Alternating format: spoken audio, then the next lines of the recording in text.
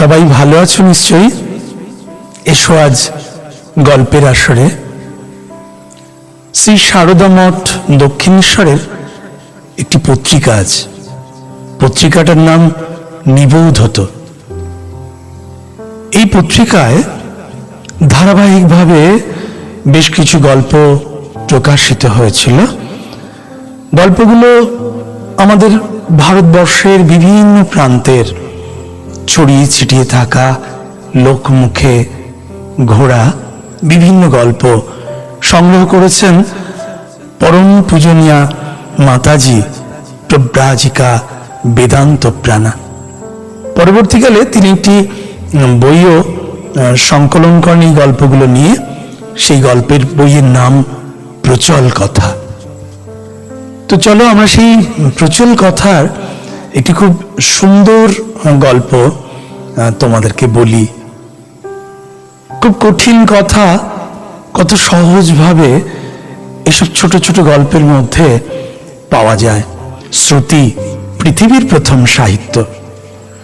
তো সেই শ্রুতি বেদ বা বেদান্তের যে মূল নির্যাস সেটাই আমরা এই গল্পে পাব, যেখানে সমস্ত কিছুই বলা হচ্ছে ঈশ্বর প্রেমময়, ঈশ্বরময়। ঈশ্বর ছাড়া কোথাও কিচ্ছু নেই। বেদান্তের সেই মূল মন্ত্র ঈশাবস্যমিদং সর্বম, সর্বত্র সেই শিব, আর কিচ্ছু নয়। তো এসো আমরা মূল গল্পটায় প্রবেশ করি। উত্তর ভারতের এক পাহাড় জঙ্গল ঘেরা এক গ্রামে একটি ছেলে কিভাবে যেন সে অন্যরকম হয়ে গেছে, দস্যু হয়ে গেছে। সে জঙ্গলে থাকতে ভালোবাসে। বাবা মা বাড়ি পরিজন কারো সঙ্গে থাকে না, সকলের বড় অনিষ্ট করে। বিশাল দশাশয়ী তার চেহারা, এবং তাকে সকলে, সেই রাজ্যের সকলে ভয় পায়। সকলের কাছ থেকে ছিনিয়ে নিয়ে তার নিজের জীবন জীবিকা নির্বাহ করে। অনেকটা সেই রত্নাকর, দস্যু রত্নাকরের মতন। আমরা এই অরণ্যচারী এই দুষ্টু ছেলেটিরও একটা অদ্ভুত পরিবর্তন দেখতে পাব। তো যাই হোক, এইভাবেই তার দিন যায়। খুব কম কদাচিৎ সে বাড়িতে আসে, মা বাবার সঙ্গে লোকালয়ে দেখা করে, কিন্তু সেখানে একদমই থাকে না। আবার সে তার সেই অরণ্যে থেকে যায়, আর তার লুটপাট এইসব নিয়েই সে থাকে। মানুষের হত্যা, পশু হত্যা, এই করেই তার দিন যায়। এরকম একটা সময় দুটি শিষ্য ছাত্র, তারা ব্রহ্মচর্য আশ্রমে তারা থাকে। তো সেইভাবে তারা গুরুগৃহে যাচ্ছিল ওই পথ দিয়ে। তাদের পথ রোধ করে এই অরণ্যচারী দাঁড়ালো। এই দাঁড়াও, কে যাও ওখানে, চুপ করে দাঁড়াও। ভয়ঙ্কর শব্দে সেই দুটি ছেলে বালক তারা ভয় পেয়ে গেল। ভয় পেয়ে তারা দাঁড়িয়ে পড়ল।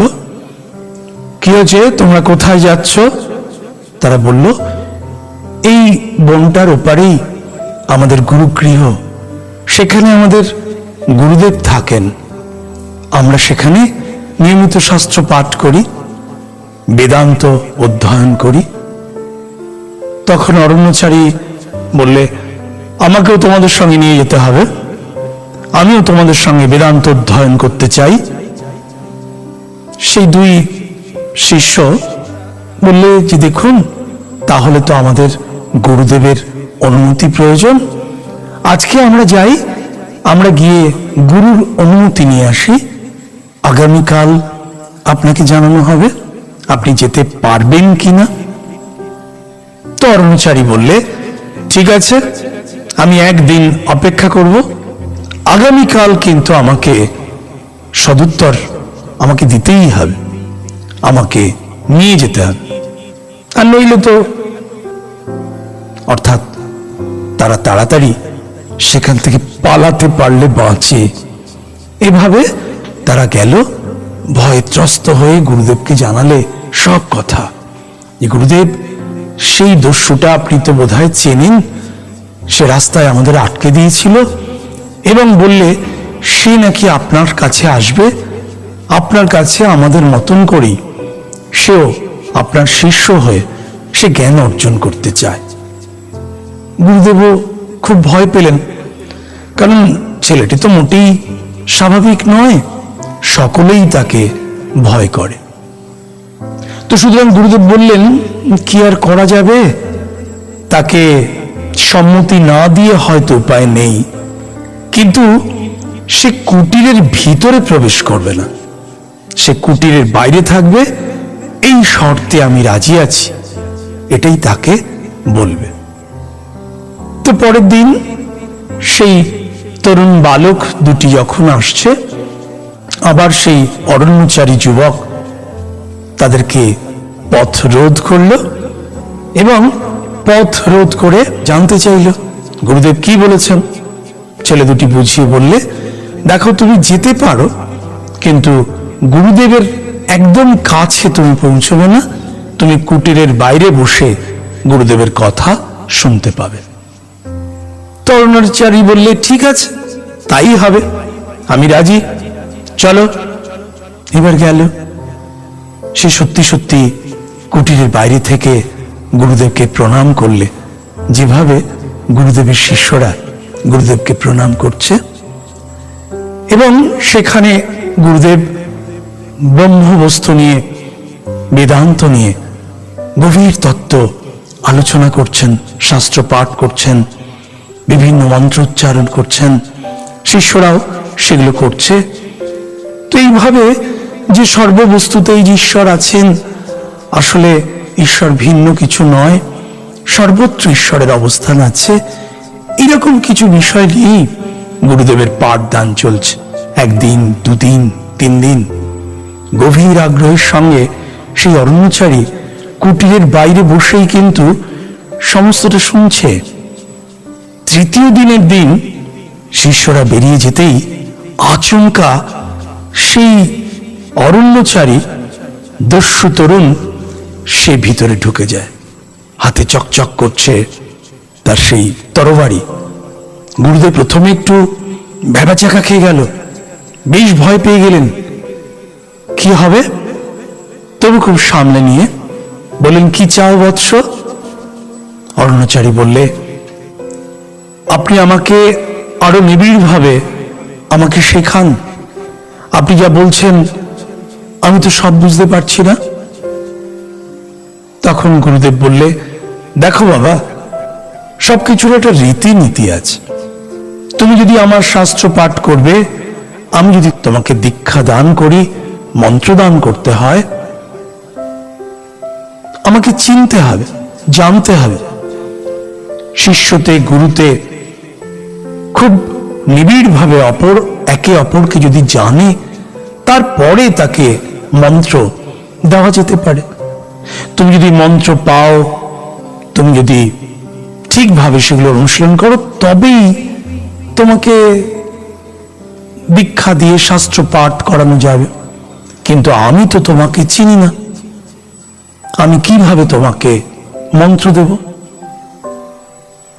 তো অরণ্যচারী বললে, দেখুন, মন্ত্র তো আমাকে দিতেই হবে, আমি তো যে কোনো মূল্যেই মন্ত্র নিতে প্রস্তুত, আপনি দিতে আমাকে বাধ্য, যেভাবে আপনি দেবেন সেভাবেই আমি মন্ত্র নেব।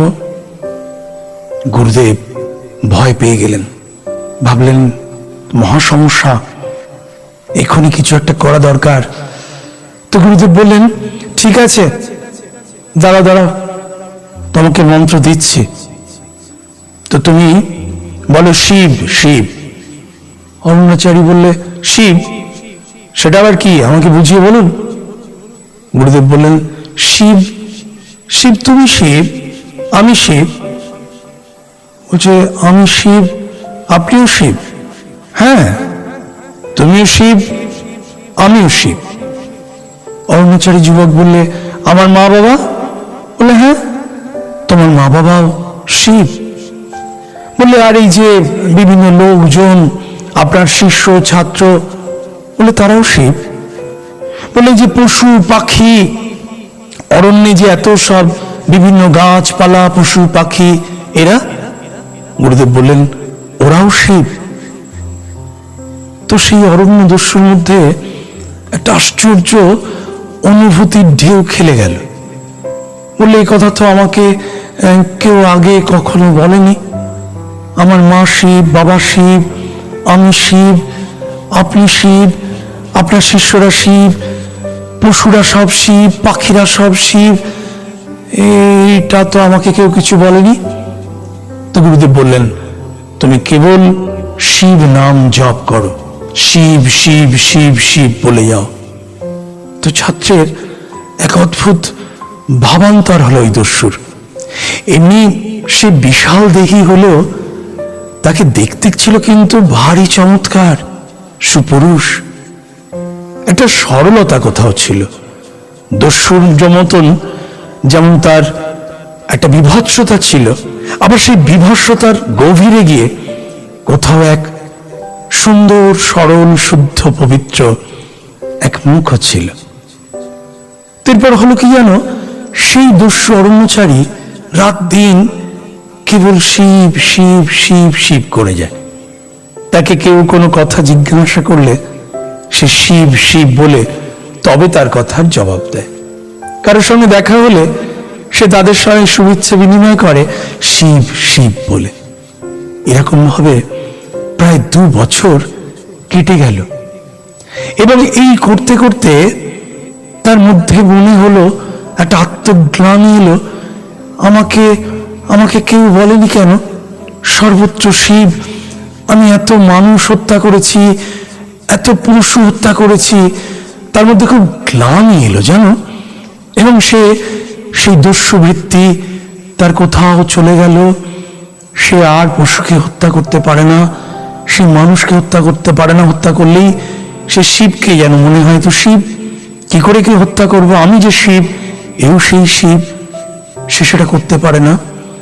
অদ্ভুত এক ভাবান্তরে তার চেহারাও গেল আস্তে আস্তে বদলে।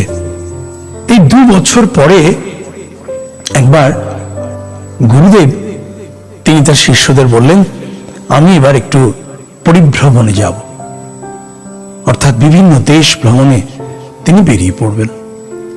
তো সেই দেশ ভ্রমণে বেরোতে গেলে বড় গভীর একটা অরণ্য, সেটা পেরিয়ে তাকে যেতে হবে। সেটা কিভাবে যাওয়া যায়? তো তিনি তার শিষ্য দুজনকে বলছে তোমরা যদি আমার সঙ্গ নাও তাহলে আমার একটু সুবিধা হয়। তো সেই শিষ্য দুজন বললেন যে আপনি চিন্তা করছেন কেন গুরুদেব?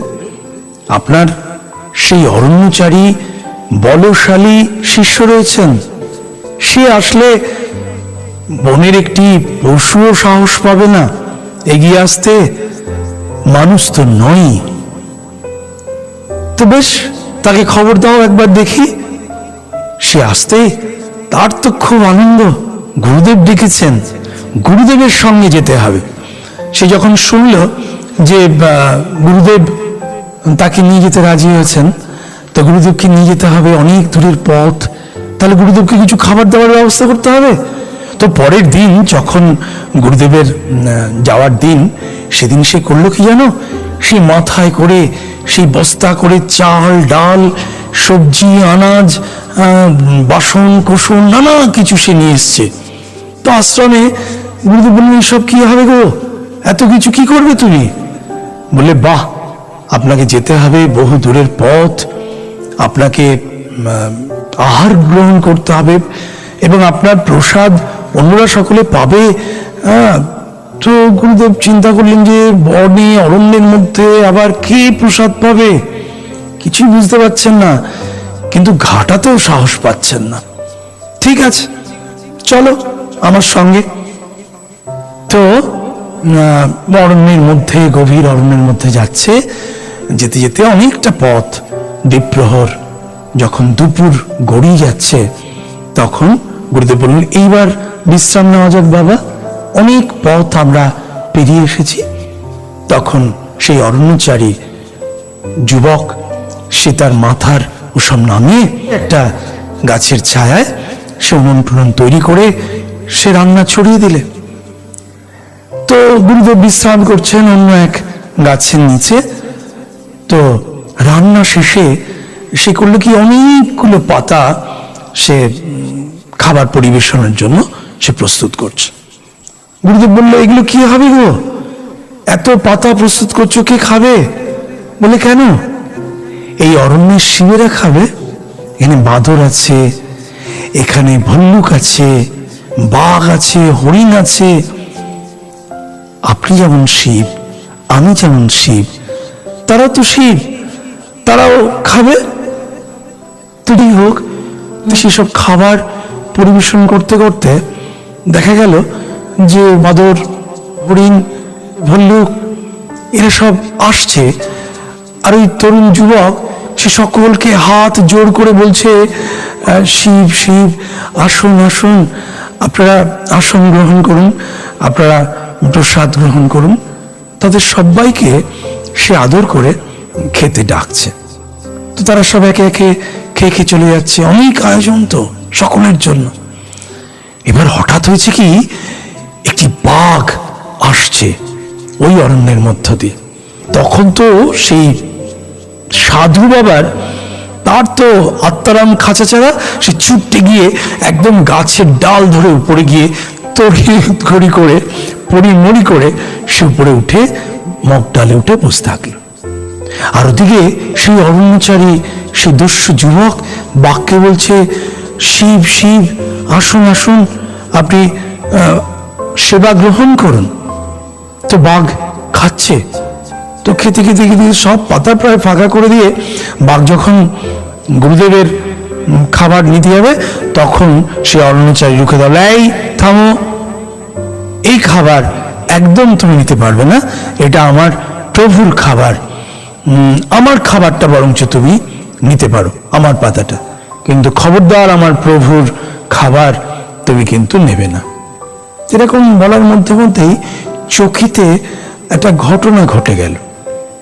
সেই বাঘটা অন্তর্হিত হয়ে গেল।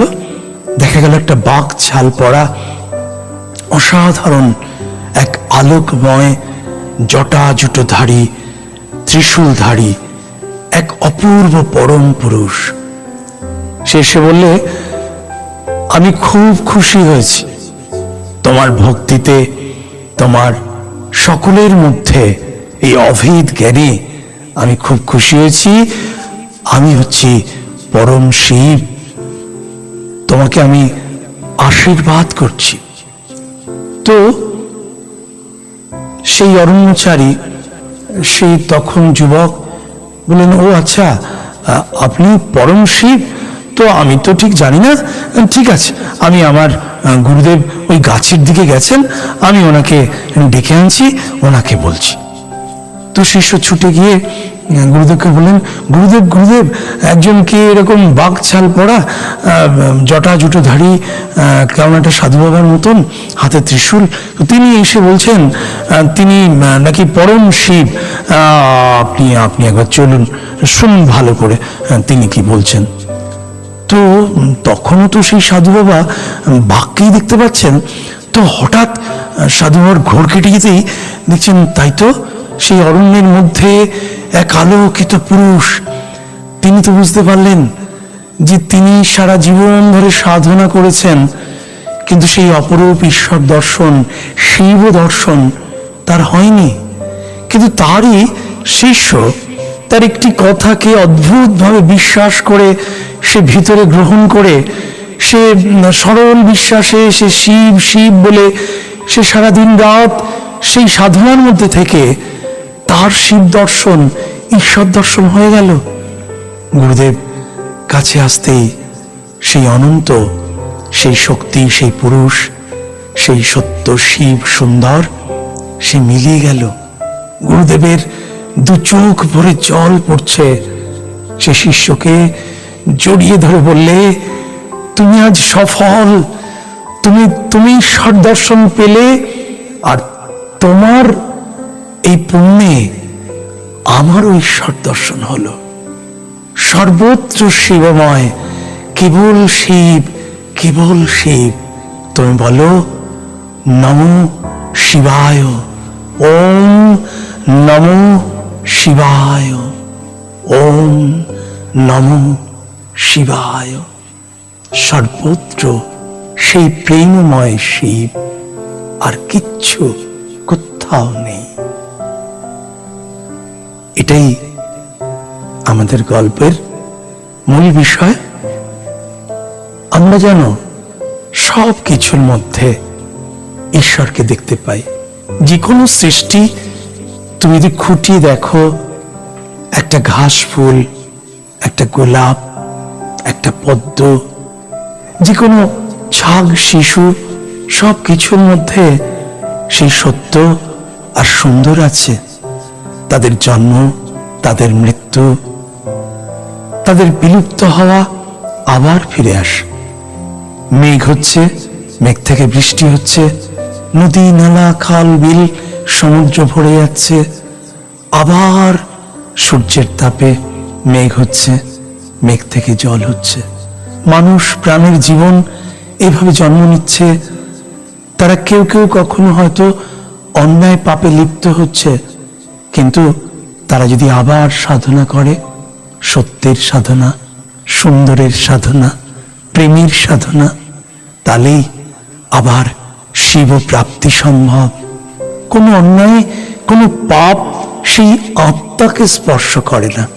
তাই জন্য সবকিছু ভুলে গিয়ে আমরা যদি কালই ঠিক করি আমরা ভালো হব, সুন্দর হব, এই পৃথিবীকে আরো প্রেমময় করব, দেখবে কি আনন্দ। সকলের ভালোবাসা তুমি পাচ্ছ, সকলকে তুমি শিব মনে করে সকলকে সেই ভালোবাসা তুমি দিতে থাকো। ভালো থেকো। আজ তবে টাটা, আবার দেখা হবে।